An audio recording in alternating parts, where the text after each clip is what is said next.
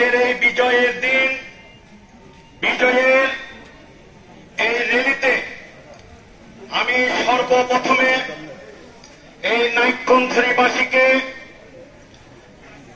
ধন্যবাদ দিতে চাই। আজকে স্বতঃস্ফূর্তভাবে সর্বপ্রথমে যে ধন্যবাদটুকু দিতে চাই সেটি হচ্ছে, আজকে আমাদের পাশে আপনারা একটি নতুন দৃশ্য দেখতে পাচ্ছেন। জাতীয়তাবাদী দল আজকের এইখানে যে বিভাজন ছিল, ইনশাআল্লাহ কালকে আলোচনার মাধ্যমে একটি মঞ্চে ঐক্যবদ্ধ হওয়ার আমাদের সৌভাগ্য হয়েছে।